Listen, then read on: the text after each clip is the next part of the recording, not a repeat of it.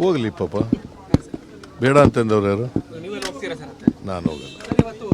ನಾ ಕರೆದ್ರೆ ಮಾತ್ರ ಹೋಗ್ತೀನಿ. ನಾನು ಕರೆದಿಲ್ಲ, ನಾನು ಹೋಗ್ತಾ ಇಲ್ಲ. ಕರೆದ್ರೆ ಹೋಗ್ತೀನಿ.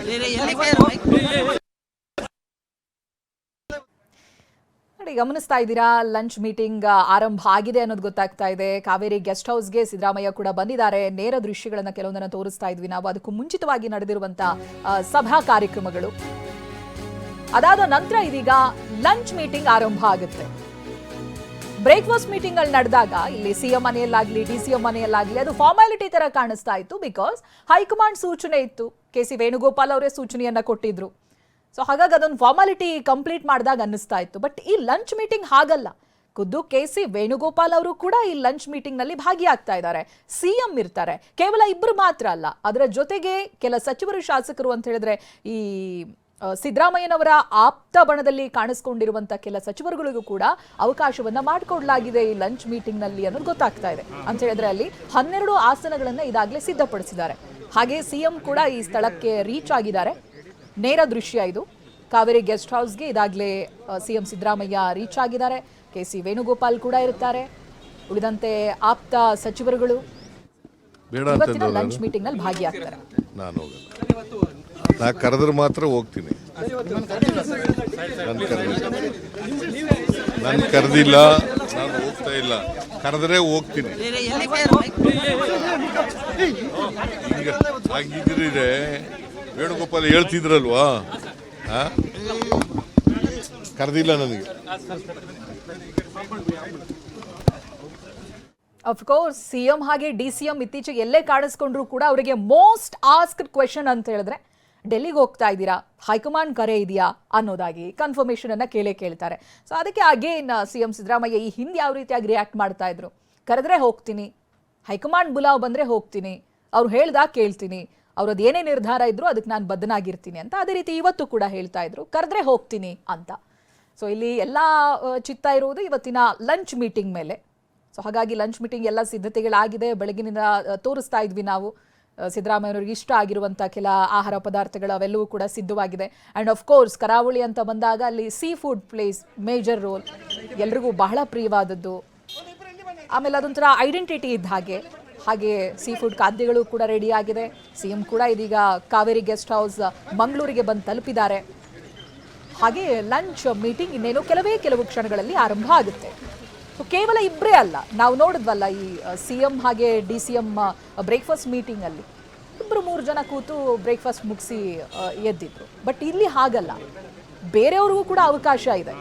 ಒಟ್ಟು 12 ಜನ ಕೂತು ಲಂಚ್ ಮೀಟಿಂಗ್ ಮಾಡ್ತಾರೆ. ಅಫ್ಕೋರ್ಸ್ ಇದು ಮೇಲ್ನೋಟಕ್ಕೊಂದು ಭಾರಿ ಮೀಟಿಂಗ್ ತರನೇ ಕಾಣಿಸುತ್ತೆ. ಅದರಲ್ಲೂ ಬಹಳ ವಿಶೇಷ ಅಂತ ಹೇಳಿದ್ರೆ ಕೆ.ಸಿ. ವೇಣುಗೋಪಾಲ್ ಅವರು ಕೂಡ ಇರೋದ್ರಿಂದ ಹೈಕಮಾಂಡ್ ಸೂಚನೆ ಅಲ್ಲ, ಇದು ಹೈಕಮಾಂಡೇ ಖುದ್ದು ಈ ಲಂಚ್ ಮೀಟಿಂಗ್ ನಲ್ಲಿ ಭಾಗಿಯಾಗ್ತಾ ಇರೋದು. ಹೈಕಮಾಂಡ್ ಒಂದು ಭಾಗ ಆಗಿರುವಂತ ಕೆ.ಸಿ. ವೇಣುಗೋಪಾಲ್ ಅವರು ಏನೇನು ಚರ್ಚೆ ಆಗಬಹುದು, ಏನಾಗುತ್ತೆ ಅನ್ನುವಂಥ ಕುತೂಹಲ ಸಹಜವಾಗಿ ಇದೆ.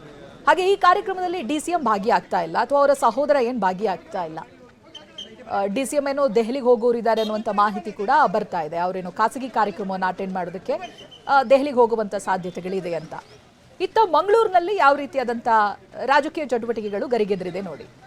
ಸಾಮಾನ್ಯವಾಗಿ ಇಂಥ ಕಾರ್ಯಕ್ರಮಗಳನ್ನ ಈ ಕರಾವಳಿ ಭಾಗದಲ್ಲಿ ನೋಡೋದಕ್ಕೆ ಸಿಗೋದಿಲ್ಲ.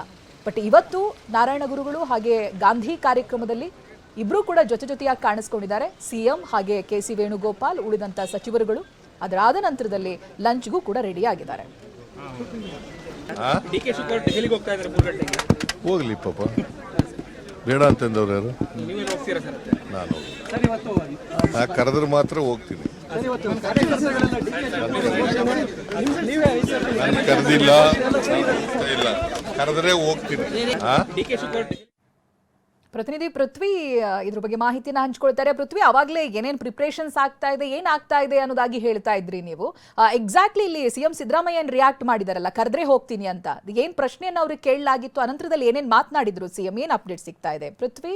ಅದರ ಜೊತೆಗೆ ಇನ್ನೇನು ಕೆಲ ಕ್ಷಣಗಳಲ್ಲಿ ಮೀಟಿಂಗ್ ಕೂಡ ಆರಂಭ ಆಗುತ್ತೆ, ಅದ್ರ ಬಗ್ಗೆನೂ ಕೂಡ ಮಾಹಿತಿನ ಹಂಚ್ಕೊಳ್ಳೋದಾದ್ರೆ 12 ಆಸನಗಳು ಸಿದ್ಧವಾಗಿದೆಯಂತೆ. ಸೊ ಯಾರ್ಯಾರು ಕೂತ್ಕೊಳ್ತಾರೆ, ಯಾರಿಗೆ ಪರ್ಮಿಷನ್ ಇದೆ, ಏನ್ ಗೊತ್ತಾಗ್ತಾ ಇದೆ ಪೃಥ್ವಿ?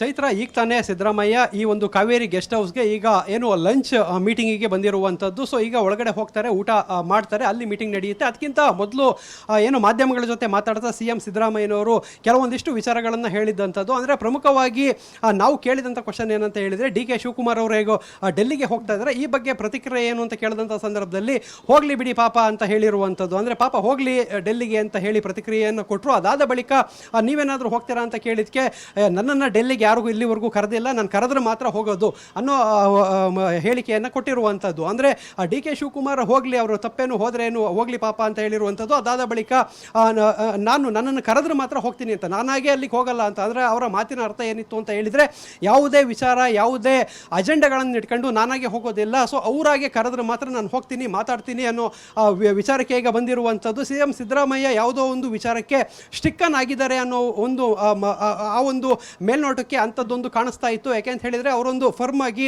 ನಾನು ಡೆಲ್ಲಿಗೆ ಹೋಗೋದಿಲ್ಲ, ನನ್ನಷ್ಟಕ್ಕೆ ನಾನು ಇರ್ತೀನಿ ಅನ್ನೋ ನಿಟ್ಟಿನಲ್ಲಿ ಅವರು ಪ್ರತಿಕ್ರಿಯೆಯನ್ನು ಕೊಟ್ಟಿರುವಂಥದ್ದು. ಸದ್ಯಕ್ಕೆ ಇವಾಗ ಲಕ್ಷ್ಮೀ ಹೆಬ್ಬಾಳ್ಕರ್ ಸಚಿವೆ ಇರ್ಬೋದು, ಜಮೀರ್ ಅಹಮದ್, ಗೃಹ ಸಚಿವ ಪರಮೇಶ್ವರ್, ಸಾಕಷ್ಟು ಎಲ್ಲ ಸಚಿವರುಗಳು ಏನೇನು ಇವತ್ತು ಬಂದಿದ್ರು ಎಲ್ಲ ಸಚಿವರುಗಳು ಮತ್ತು CM ಎಲ್ಲರೂ ಕೂಡ ಈಗ ಗೆಸ್ಟ್ ಹೌಸ್ಗೆ ಹೋಗಿರುವಂಥದ್ದು. ಕಾವೇರಿ ಗೆಸ್ಟ್ ಹೌಸ್ನಲ್ಲಿ ಇನ್ನೇನು ಕೆಲವು ಕ್ಷಣಗಳಲ್ಲಿ ಲಂಚ್ ಮೀಟಿಂಗ್ ಆರಂಭ ಆಗುತ್ತೆ. ಇಲ್ಲಿ ನೋಡ್ಬೋದಾಗಿದೆ. ಸೊ ಇಲ್ಲಿ ಸಾಕಷ್ಟು ಜನರು ಹೊರಗಡೆ ಇರುವಂಥದ್ದು. ಅಂದರೆ ಆ ಕಾರ್ಯಕರ್ತರುಗಳಿಗೆ ಮತ್ತು ಮುಖಂಡರುಗಳಿಗೆ ಬೇರೆ ಯಾರಿಗೂ ಕೂಡ ಪ್ರವೇಶ ಇಲ್ಲ. ಪೊಲೀಸ್ ಬಿಗಿ ಭದ್ರತೆಯನ್ನು ಮಾಡಲಾಗಿರುವಂಥದ್ದು. ಆ ಎಂಟ್ರೆನ್ಸ್ ಗೇಟ್ ಏನಿರುತ್ತೆ ಆ ಬಾಗಿಲನ್ನೇ ಕ್ಲೋಸ್ ಮಾಡಿದ್ದಾರೆ. ಎಲ್ಲ ಒಳಗೆ ಹೋದ ನಂತರ ಅದನ್ನು ಕ್ಲೋಸ್ ಮಾಡಿರುವಂಥದ್ದು. ಇನ್ನೇನು KC ವೇಣುಗೋಪಾಲ್ ಅವರು ಆಗಮಿಸಬೇಕಾಗಿದೆ, ಅವರಿಗೋಸ್ಕರ ಎಲ್ಲರೂ ಕೂಡ ಈಗ ವೆಯ್ಟ್ ಮಾಡ್ತಾ ಇದ್ದಾರೆ. ಅವರು ಬಂದ ತಕ್ಷಣ ಈಗ ಏನು ಲಂಚ್ ಮೀಟಿಂಗ್ ಆರಂಭವಾಗುತ್ತೆ. ಅಲ್ಲಿ ಸಾಕಷ್ಟು ವಿಚಾರಗಳು ಚರ್ಚೆ ಆಗುತ್ತೆ. ಸೊ TV9 ಜೊತೆ ಲಕ್ಷ್ಮೀ ಹೆಬ್ಬಾಳ್ಕರ್ ಅವರು ಆದರೆ ಒಳಗಡೆ ಹೋಗೋದಕ್ಕಿಂತ ಮೊದಲು ಮಾತಾಡ್ತಾ ಹೇಳ್ತಿದ್ದಂತ ಹೇಳಿದರೆ, ಅಂದರೆ ಯಾವುದೇ ರೀತಿ ರಾಜಕೀಯ ನಾವು ಮಾತಾಡೋದಿಲ್ಲ, ನಮಗೇನು ಅದ್ರ ಬಗ್ಗೆ ಗೊತ್ತಿಲ್ಲ, ಅದನ್ನು ನಾಯಕರುಗಳಿಗೆ ಕೇಳಿ ಅಂತ ಹೇಳಿ ಅವರು ಆ ರೀತಿ ಒಂದು ಪ್ರತಿಕ್ರಿಯೆಯನ್ನು ಕೊಟ್ಟು ಒಳಗಡೆ ಹೋಗಿರುವಂಥದ್ದು. ಆದರೆ ಇಲ್ಲೊಂದು ಪ್ರಮುಖವಾದ ವಿಚಾರ ಅಂತ ಹೇಳಿದರೆ, ಲಕ್ಷ್ಮೀ ಹೆಬ್ಬಾಳ್ಕರ್ ಅವರನ್ನ ಹೊರತುಪಡಿಸಿ ಎಲ್ಲರೂ ಕೂಡ ಅಹಿಂದ ನಾಯಕರೇ ಅಲ್ಲಿ ಇರುವಂಥದ್ದನ್ನು ನಾವು ಗಮನಿಸಬಹುದಾಗಿದೆ. ಜಿಲ್ಲಾ ಉಸ್ತುವಾರಿ ಸಚಿವ ದಿನೇಶ್ ಗುಂಡೂರಾವ್ ಕೂಡ ಇರುವಂಥದ್ದು. ಸೊ ಇವರಿಬ್ಬರನ್ನ ಹೊರತುಪಡಿಸಿ ಅಹಿಂದ ನಾಯಕರುಗಳಿರುವಂಥದ್ದು. ಮತ್ತು KC ವೇಣುಗೋಪಾಲ್ ಅವ್ರ ಜೊತೆ ಏನೇನು ಚರ್ಚೆ ಆಗುತ್ತೆ ಅನ್ನೋದನ್ನು ಒಳಗಡೆ ಕಾದು ನೋಡಬೇಕಾಗಿದೆ. ಪ್ರಮುಖವಾಗಿ ಇವತ್ತು ಆದಂತಹ ಬೆಳವಣಿಗೆಗಳು ಅಂದರೆ ಏನು, ನಿನ್ನೆ ಈ ಬ್ರೇಕ್ಫಾಸ್ಟ್ ಮೀಟಿಂಗ್ ಆಯಿತು. ಬ್ರೇಕ್ಫಾಸ್ಟ್ ಮೀಟಿಂಗ್ ಆದ ನಂತರ ಎಲ್ಲವೂ ಶಾಂತಿ ಇದೆ ಅಂತ ಹೇಳಿ ಶಾಂತಿ ಮಂತ್ರವನ್ನು ಜಪಿಸಿದ್ರು. ಅದಾದ ಬಳಿಕ ಇವತ್ತು ಮಂಗಳೂರು ಏರ್ಪೋರ್ಟ್ನಲ್ಲಿ ಮತ್ತೆ ಕಾರ್ಯಕರ್ತರ ಮಟ್ಟದಲ್ಲಿ ಕ್ರಾಂತಿಯಾಗಿದ್ದಂಥದ್ದು. ಎಲ್ಲರೂ ಕೂಡ DK CM ಆಗಬೇಕು ಅಂತ ಹೇಳಿ KC ವೇಣುಗೋಪಾಲ್ ಅವ್ರನ್ನ ಮುಗಿಬಿದ್ದು ಡಿಕೆ ಅಂತ ಹೇಳಿ ಘೋಷಣೆಯನ್ನು ಕೂಗಿದ್ದಂಥದ್ದಾಗಿರ್ಬೋದು. ಅದಾದ ಬಳಿಕ CM ಏರ್ಪೋರ್ಟಿಂದ ಬಂದಂಥ ಸಂದರ್ಭದಲ್ಲಿ ಐವಾನ್ ಡಿಸೋಜಾ ನೇತೃತ್ವದ MLC ಐವಾನ್ ಡಿಸೋಜಾ ನೇತೃತ್ವದಲ್ಲಿ ಸಿದ್ದರಾಮಯ್ಯನೇ 5 ವರ್ಷ CM ಆಗಿ ಪೂರ್ಣಾವಧಿ ಮಾಡ್ತಾರೆ ಅನ್ನೋ ಘೋಷಣೆಗಳಾಗಿರ್ಬೋದು. ಎಲ್ಲ ಕೂಡ ಈ ಒಂದು ಈ ರೀತಿ ಘೋಷಣೆಗಳು ಅಂದರೆ ರಾಜಕೀಯ ಮೇಲಾಟಗಳು ಕಾರ್ಯಕರ್ತರ ಮಟ್ಟದಲ್ಲಿ, ಸ್ಥಳೀಯ ಮುಖಂಡರುಗಳ ಮಟ್ಟದಲ್ಲಿ ಆರಂಭವಾಗಿದೆ. ಇದೆಲ್ಲವನ್ನೂ ಕೂಡ KC ವೇಣುಗೋಪಾಲ್ ಇವತ್ತು ಗಮನಿಸಿದ್ದಾರೆ. ಅಂದರೆ ಈ ಬ್ರೇಕ್ಫಾಸ್ಟ್ ಮೀಟಿಂಗ್ ಏನಿತ್ತು DCM ಮನೆಗೆ, CM ಮನೆಗೆ DCM ಹೋಗಿ ಬ್ರೇಕ್ಫಾಸ್ಟ್ ಏನು ಮಾಡಿದ್ರು, ಆ ಒಂದು ಬ್ರೇಕ್ಫಾಸ್ಟ್ ಮೀಟಿಂಗ್ನ ಐಡಿಯಾ ಮತ್ತೆ ಅದು ರೂವಾರಿ ಆಗಿದೆ KC ವೇಣುಗೋಪಾಲ್. ಸೊ ಅವರ ಎದುರುಗಡೆ ಇಂಥ ಹೈಡ್ರಾಮಾಗಳು ಆಗ್ತಾ ಇರುವಂಥದ್ದು. ಈ ಮುಂದಿನ ಹಂತಗಳಲ್ಲಿ ಮೀಟಿಂಗ್ ಏನಾಗುತ್ತೆ, ಏನು ಸಂದೇಶ ಹೈಕಮಾಂಡ್ಗೆ ಹೋಗುತ್ತೆ ಅನ್ನೋದನ್ನ ಕಾದು ನೋಡಬೇಕಾಗಿದೆ. ಚೈತ್ರ, ಥ್ಯಾಂಕ್ ಯು ಪೃಥ್ವಿ ಮಾಹಿತಿಗಾಗಿ.